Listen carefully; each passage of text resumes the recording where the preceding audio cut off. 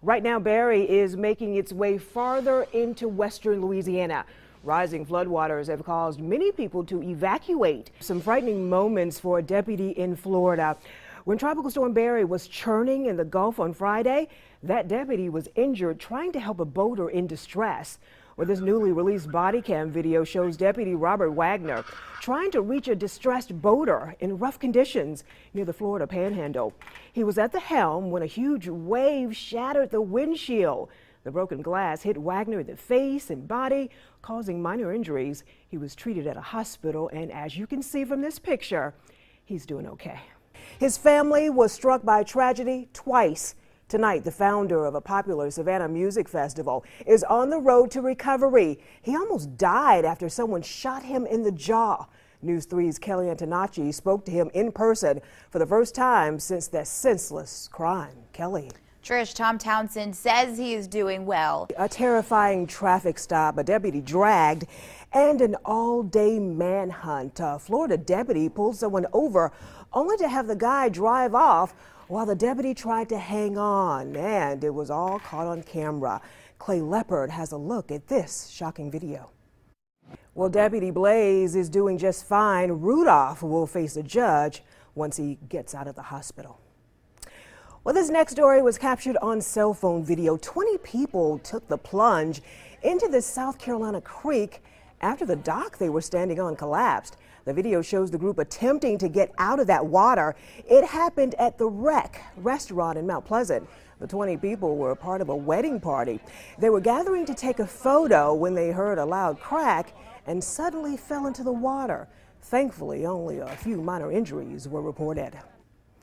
Well, many of you are talking about this story on social media.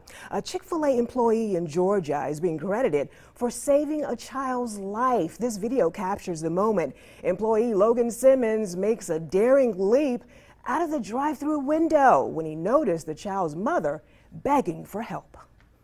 I think it was the quickest option. Like, it was right there. I saw the car right there. He was turning red and losing pigmentation in his face. Simmons managed to pull out a pocket knife and cut the seat belt that was tangled around the boy's neck.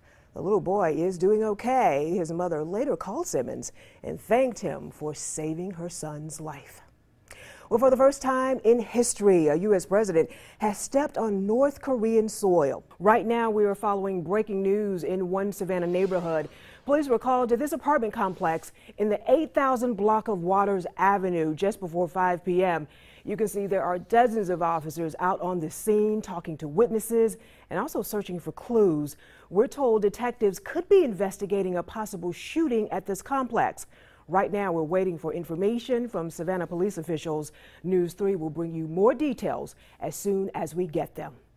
We are learning more tonight about a police standoff in Long County.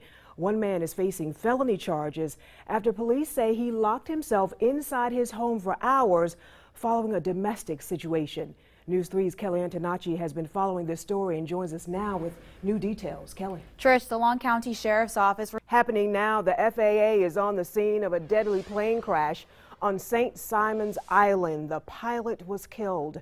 Now, that plane originated from Savannah this morning. Well, the heat is on here in the coastal Empire and Low Country, and whether you love it or hate it, the hot temperatures can be dangerous. In tonight's health report, Meredith Wood explains the health risks and shares some advice for beating the heat. Happening now, officials are still trying to determine what led to this house fire on Whitmarsh Island. Now, this is video taken by viewer Alan Byrne. Dozens of firefighters were called to the scene on Mapmaker Lane and Stonebridge Drive around 3:30 this afternoon. No one was hurt, but we're told at least 2 families are displaced. Chatham County Police blocked off several streets in this neighborhood while crews battled that blaze. Well, Allendale police want to know who shot 5 people at a local car wash. It happened around 9:30 last night. Well, thousands of people across the coastal Empire and Low Country will have a 3-day weekend as our nation honors our military on Monday for Memorial Day. It is also the unofficial start of summer, and we are already starting to feel the heat. In fact, record temperatures are on the way. Storm Team 3 meteorologist Lee Haywood is here now with a look at your forecast first. Lee. You can bet this is one graduation gift that won't be topped, and it took hundreds of Morehouse graduates by surprise. Well, there is one burglar who has people hoping that their house will be next. Everybody's talking about this. Let's just say he made a very clean getaway. That story and more ahead in What's Trending. She is joining us live now from downtown Savannah with our top story at 6. Yeah, you won't find any horses on Savannah streets until 7 tonight. It's just too hot, and leaders don't want to take any chances. He's one of my favorite chickens because all of them is special in their own way. For some, it might be a dog or even a favorite blanket that helps make life a little bit easier. But for 11-year-old Marianne Shira, her beloved chickens and roosters make her smile. And he's flying away. Marianne has a terminal disease known as Friedreich ataxia. It's a disease that attacks the central nervous system. The family says their orthopedic doctor prescribed chickens to help with her emotional and physical therapy. The family has 10 of them, but now they may be forced to get rid of them. City inspector came out and saw that we had chickens. I sat there and said, yes, we have chickens. They're part of my daughter's physical therapy. She chases them around the yard as part of, building up her muscle strength for her yards, plus she enjoys eating the eggs. Well, we had the city inspector out several times when we did a home renovation last year. They saw the coop. They saw the coop during the previous 2 times and never once said anything about us needing a permit for it. According to the Hinesville City Ordinance, fowls are not allowed on a property if it becomes a nuisance or creates an unsanitary condition in the neighborhood. At this point, the case is ongoing, but we have received complaints about that they become a nuisance to residents in the area. But Marianne's family says the roosters and chickens bring her comfort at a time when she needs it the most. They want us to get rid of the coop and want us to get rid of the chickens. And we told them we're not going to. It's all about her happiness as she continues to fight this condition. The attorney for the family says it happened in September of 2017. He says the 10-year-old boy was on the bus heading home from school when he was raped by a 16-year-old boy. This is one of those cases that shocks the conscience. We want answers, and the answers aren't going to be good enough. He's struggling. He struggles every day. A Savannah family says the unthinkable happened when their 10-year-old son was riding a Savannah-Chatham County school bus back in September of 2017. 3 children on the bus. 2 of them were 10 and 11 years old, and the older boy was 16. There were 2 Monders on the bus driver and the Monder in the back.